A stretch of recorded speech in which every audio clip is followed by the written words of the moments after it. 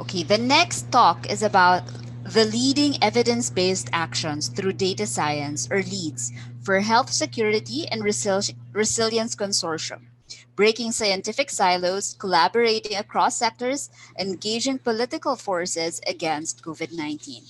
Our next speaker is a public health official with business, health management, and economic evaluation qualifications. He has more than 7 years of progressive work experience in the areas of tuberculosis and health system strengthening, health economics and financing, health technology assessment, management and innovation, and implementation science, both in the Philippines and and abroad.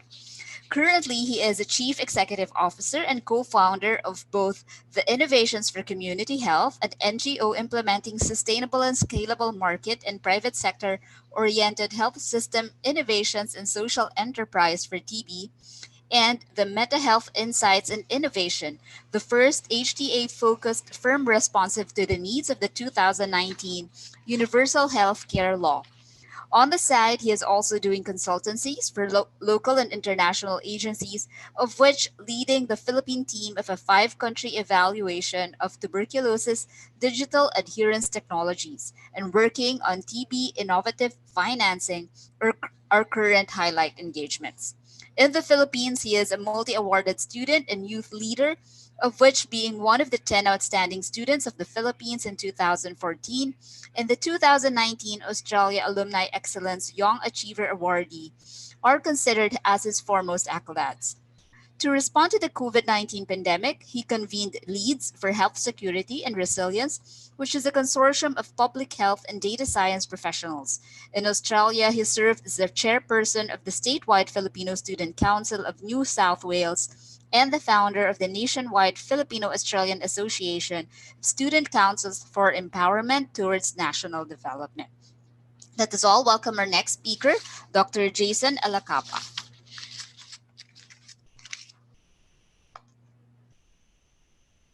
So Jason, you may now share your screen and unmute. Yes, Kathleen, give me a moment because I'm Sure, no logged worries. on with my iPad and my lap. Okay. I'm supposed to share it using my laptop, but I'm having difficulty. So give me a moment. I'm transferring the file to my iPad so that All I can right, share it. sure, no worries. Unless you can give me an access, the other one without the picture. Okay, To hold on. Okay, shares. okay, okay. Hold on. Yeah, I don't have a share screen access All to right, that. all right. I can. All right. Please, thank you.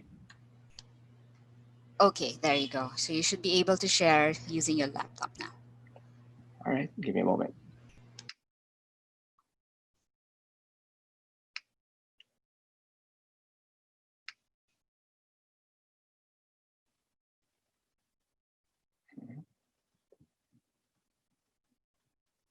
Okay, so can everyone see my screen? Not yet, Jason. Yes. You can. All Yes. right. Okay, now yes, yes. All right. There we All go. right, thank you. So, good morning, good afternoon, good evening, wherever you are. Thank you for this opportunity to share our experience with Leads for Health. So, unlike the many others who started this great annual symposium, who discussed a lot of their scientific findings, this presentation is more of to share our experiences and some lessons learned with this consortium. So I would like to take off from what Dr. Miranda was beautifully elaborated earlier about transdisciplinary and multidisciplinary collaboration. And this is one example on how it was exemplified during this COVID-19 pandemic. So to start off, this presentation is entitled Leads for Health, that's L for H for short. It's breaking scientific silos, collaborating across sectors, and engaging political forces against COVID-19. So LEADS is short for Leading Evidence-Based Actions through Data Science for Health Security and Resilience Consortium. So I'm the co-convener together with Dr. Mike Salazar. And as I would always say, I'm just an instrument with the great work that this great team is currently doing. So quickly, this is my presentation snapshot. I'll be going from the problem, a little about the consortium, the specific solutions that we have deployed, lessons learned, and conclusions. problem. As we know, COVID-19 pandemic posed a threat with magnitude and complexity beyond what Philippines or any country has experienced. And it's but timely now that our cases is breaking into 100K now, considering the gap of of the diagnosis validation. So as we know, national governments are overwhelmed, and local government units or LGUs are often left for themselves to act. This is markedly pronounced during the first few months of the pandemic, that the government it was scrambling on what to do, and the local government units went on their own selves to implement their own solutions. So one major challenge that our team was able to identify is how to empower these decision makers, local decision makers, to respond quickly and effectively and efficiently based on the available evidence, all in the background of competing priorities to implement actions on the ground and save lives right away. As such, there should be a focus on what we call as the government frontliners. And these are the LGU and their stakeholders. So in such situations, when the national government is overwhelmed, LGUs could receive less national support. Thus, helping them could be potentially life-saving millions, or thousands, or even millions of Filipinos. So hence, this is our response, the L4H Consortium. This is so the story goes back in March 2020. It was a meeting by the Analytics Association of the Philippines, wherein prominent data science people spoke. We have Dr. Jomar Rabahante. I think they have Dr. Darwin Bandoy, who's also here, I think. And we have Dr. Michael Promentilla. And some members of the PSPHP, the Philippine Society of Public Health Physicians, relatively a newly formed professional society for the non-clinical doctors like us. I think Dr. Raymond Sarmiento is here as well. He's also a member. We initiated this conversation. And then we tapped them beginning with the initial meeting. And this consortium grew to include numerous institutions and individuals, mostly in the areas of public health and data science. Quickly, these are the institutions involved, from the Professional Society of Public Health Physicians to academe. You can find De La Salle University, the University of the Philippines, Ateneo School of Medicine and Public Health. There are some initiatives within the university, like the UPLB Biomathematics Initiative, of which Dr. Jomar Bahante is heavily involved. There are some consulting firms, Meta Health, of which I'm a co-founder together with Robert Leong, who presented earlier. We have Cyrillytics through Dominic Ligot and the Analytics Association of the Philippines. So as you can see, this consortium exemplifies a mix of institutions coming from different backgrounds, from the academe, from the private sector, and from the non-governmental side. Quickly, these are the initial founding members. I won't go through these names, but basically what I would like to highlight on this slide is that we are approaching the issue using a multidisciplinary lens. And recently we have Dr. Ador of De La Salle University from the Political Science Department, who joined our team as well. So he's providing a different, additional synergistic perspective on how we tackle things related to COVID-19. So officially, who are we? So we are a consortium of professionals from the academe, civil society, and the private sector coming together in the wake of the evolving COVID-19 pandemic. So we do capitalize our diverse but synergistic disciplines. So it's basically in the intersection of public health and data science. Vision, a responsive and resilient Philippine health systems against global health emergencies. So please do note that although we were formed during the wake of COVID-19, we are looking beyond COVID-19. We're specifically focusing on aspects of health security and health resilience. Health security referring to responding to global health emergencies, such as this pandemic, and health resilience focusing on more a holistic approach to response, recovery planning, and more of preventing similar issues and disasters in the health sector. Mission, how do we achieve this vision? Basically through data science analytics against COVID-19. The value proposition, or the value that we would like to add to our stakeholders, is this: catalyzing data-driven action, transforming public health security and resilience nationwide. So we're coming from a data-driven approach, converting them into actionable insights. Hopefully, this will transform public health security and resilience. Specific solutions. So quickly, we, just like the many others, we also initially deployed some dashboards, and it's currently hosted through the PSPHP website. But soon enough, this will be migrating to its own platform with more features. So we're now currently on our second version of release, and we do have quickly two sets of solutions. One is dealing with time varying epidemic indicators, of which RT is included. And we do have a co-informed heat risk map. I'll be discussing this quickly in detail after this. So to begin with, the time varying epidemic indicators, this team is led by Dr. Peter Julian Caton of the UP Diliman School of Statistics. And we have Robert Neil Young, who presented earlier from the University of New South Wales. So quickly, the time series data this shows the time series data on the developments of COVID-19 in the Philippines. Our team is one of the first who tried to show an RT reproductive number in the Philippines. Much of the focus was initially with case fatality rate, the absolute incidence rate ratio of COVID-19. But early as March, April, we deployed our own RT calculation, initially scraping off the data from the Johns Hopkins website.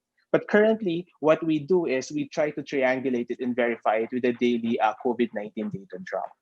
So while we do have an automated process through an R code, however, there are a lot of data challenges related to the daily DOH data drop. So that's why it still needs a daily handholding and screening.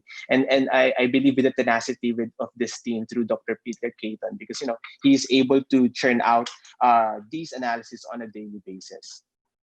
Aside from that, we also feature a real-time confirmed case fatality rate. So unlike the usual CFR, this one is delay adjusted considering the delays in reporting.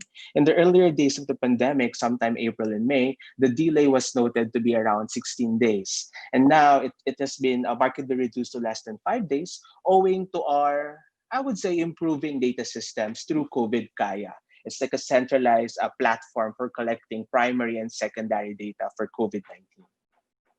Here's a snapshot of that slide of that product, the time varying epidemic indicators. I believe previous speakers were able to show time varying R. So just to recap, the goal is to reduce this value to less than 1 because this indicates the level of community transmission of COVID-19. So as we can see, it has grown up after opening our doors from the lockdown, but now we are steadily declining, albeit we are having thousands of cases on a daily basis. So this dashboard can give real-time insights to our decision maker.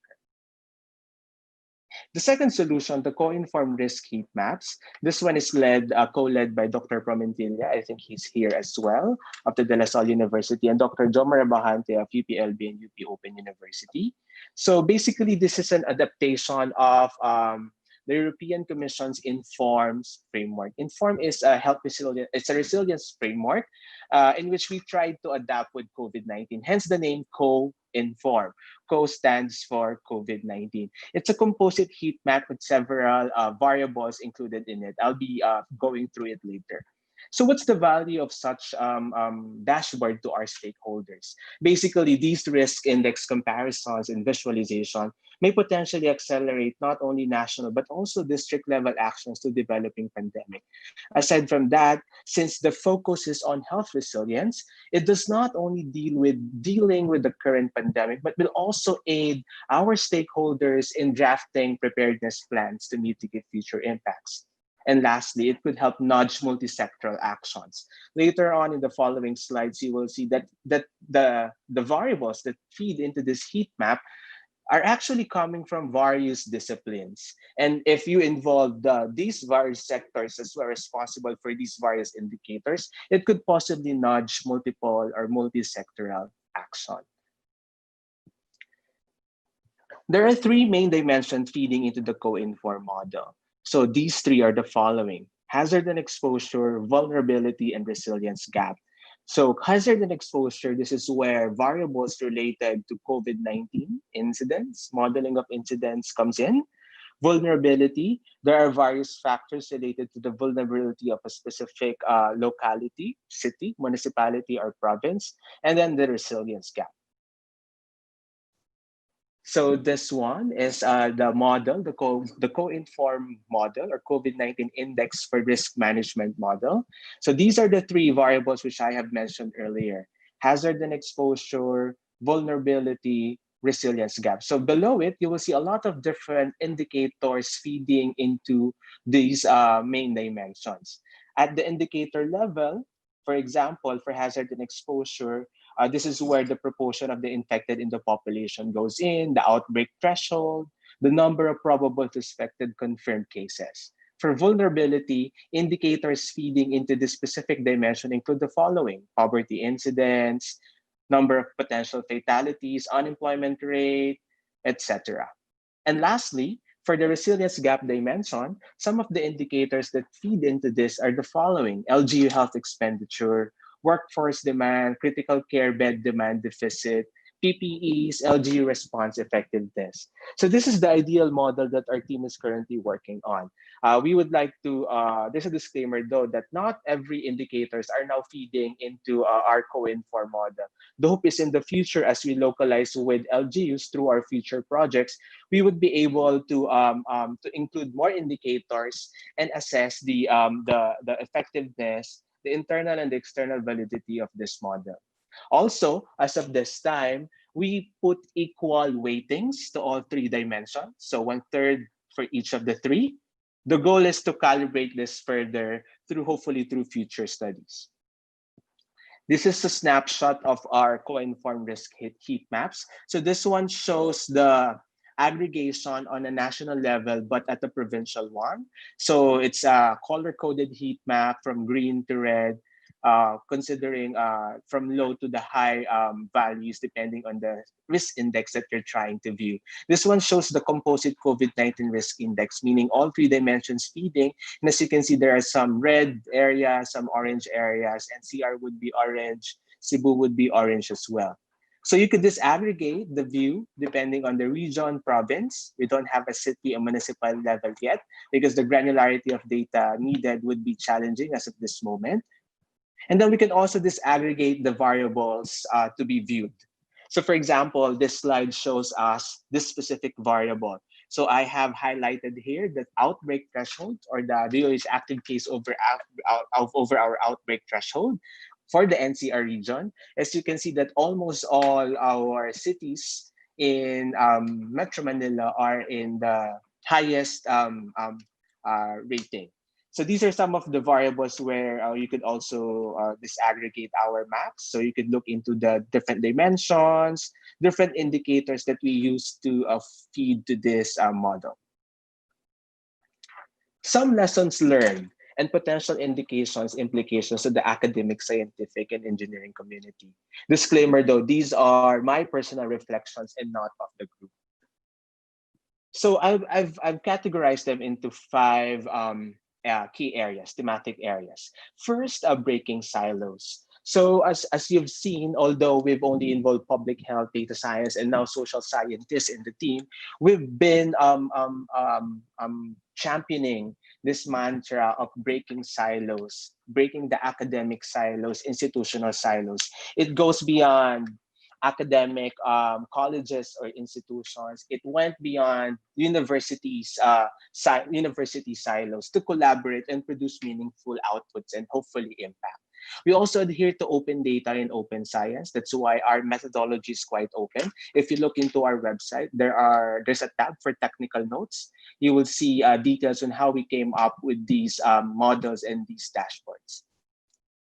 There's also a reflection on increasing focus on translation and implementation sciences. And as we say, everything that we do in science, as we publish, the goal is really to translate this on the grassroots. And aside from this, in public health, there's a field called implementation science. It just focuses on generating the evidence to deploy interventions and to deploy pilot and to transition them to full scale up. And both of these disciplines, emerging disciplines, actually harness the multidisciplinary approach. So these disciplines are not confined in a specific silo, but they straddle across disciplines. After all, solutions, innovations happen if we are collaborating. Another reflection under breaking silos, this is just more of a personal one. Could there be a shift in measuring academic performance matrix? I know there are a lot of academics in this Zoom meeting, and I have always wondered because most of the universities by default and even university ranking websites would measure first and foremost the performance of a university based on the number of publications. How about changing the metrics to increasing the share of the impact of the research to the society? If we do have a metrics on how we measure these things, and these universities actually encourage or assess the academics on how they translate these into impacts, perhaps silos would be broken down and collaborations would be promoted. I have alluded a lot to the second lesson, collaborating across sectors. There's definitely synergy across sectors. And I think one of the least explored or untapped resource is the private sector. They have resources at hand, but usually they don't know what to do. So as academics, as scientists, as experts coming from the other sectors, we can tap the untapped potential of private sector. As far as L4H is concerned, we've been pitching to the different conglomerates during the start of the epidemic to show our solutions. Hopefully, adapt this to their solution, to their needs. Another sub-realization or reflection under collaborating across sector is securing additional sources beyond the traditional means. And by traditional means, I mean here research funding. There are a lot of developmental funding that we can explore, especially in a crisis situation like the pandemic. For the experience of L4H, we initially pitched our dashboards back in March and April through the USAID Office of Health.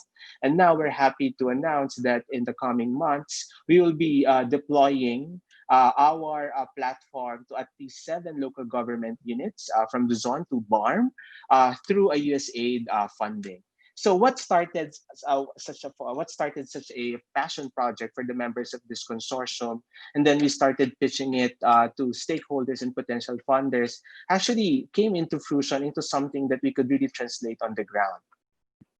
Next lesson is focusing on the gap. There are a lot of dashboards produced during this pandemic season. And what our team has been focusing since day one is not to duplicate what's already existing on the ground. Hence, we tried to produce the RT dashboard, which now feeds into the UP's end COVID dashboard website as well. And we focus on developing this co-inform model through the lead of Dr. Promentelia. We also need to learn how to do environment and market scanning. This is still related with opportunity scanning. We could focus on the underserved or unserved need so that our solution would have a faster, would be taken up by the stakeholders on a faster scale. And then we're really targeting on an area where nobody else is working. And the focus is also always on what value can you add compared to the existing solutions. Next is engaging political forces. I just put one word there. It's inevitable. I think as experts, as scientists, as academics, we should not veer away. We should not be allergic from engaging political forces because at the end of the day, I believe everything is political. And this issue, the COVID-19 pandemic, it is ultimately political. So we need to use our expertise, the evidence that we have generated to engage these political forces so that our outputs would translate to meaningful impacts at the grassroots level. And lastly, going beyond. Although we are a consortium focused on COVID-19, we look beyond that. So we're looking into health security and resilience as overall frameworks. We would like to advocate for a multidisciplinary CDC-like institution, whether a separate or built in within the existing institutions we have right now. This is where the One Health approach would come in, specifically discussed by the previous speaker. And we would like to continuously engage, even beyond COVID-19, to do technical assistance and research on these matters. And we are opening our doors, so we are open for memberships as well. If you think you have some good ideas and you have value added to the floor, definitely our team is very much open to welcome you to the team. Conclusion. So let's move our science from bench to bedside, as we say in medicine, and even beyond.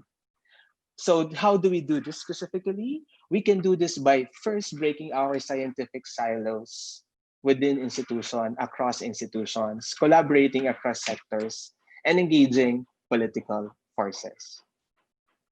As of July 27, 2020, the COVID-19 fight is far from over.